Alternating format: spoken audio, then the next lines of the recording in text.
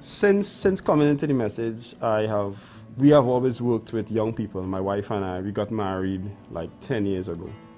And we've always been working with the young people in our church and in Trinidad as a whole also. And I have like 25 or 26 nieces and nephews. So we'll be very close to them. But we didn't have our own child. So it was, you know, you would love to be around kids, but you never have one to carry home.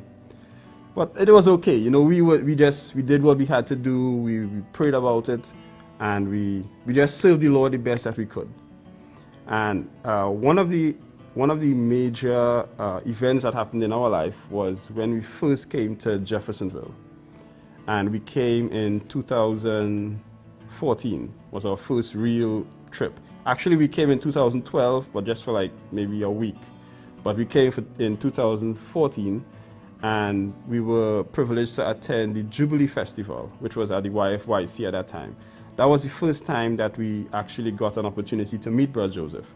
So we met him there that evening, and he spoke to us a little while. It was really nice. And at the end of the evening, we went back to him and we asked him to pray for us because we didn't have any children.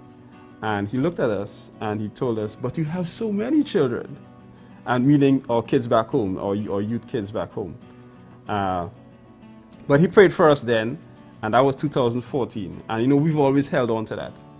And it was only until 2017, I think it was, on Mother's Day, that we were back here in Jeff, and it was in the preliminaries at the tabernacle. Brother Joseph was saying that he wanted to greet all the mothers that were here, and then he also wanted a special greeting to all the sisters that are waiting on the babies that they are going to have.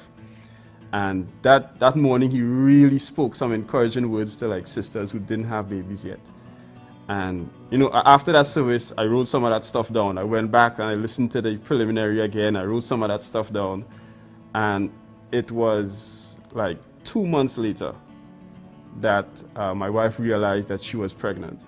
And it was like amazing, because it's like 9 years. 9 years we were waiting, and just as that was said, you know, about the mothers and everything, we were like privileged to be one of the first for that to actually happen to. And so we went back, we had to go back to Trinidad, so we went back home, and we told everyone, we had an announcement in church, everyone was just shouting and praising the Lord. And Amram was born. Well, we wanted to name him. Around that time, the inspiration was on prayer, on Amram, being an Amram and being a prayer warrior. And I always loved the name Joseph also. So his name is Amram Joseph Smith. How long did you wait? 9 years. 9 years. Praise the Lord. God's word comes to pass. Amen. Hallelujah. There it is. Hallelujah.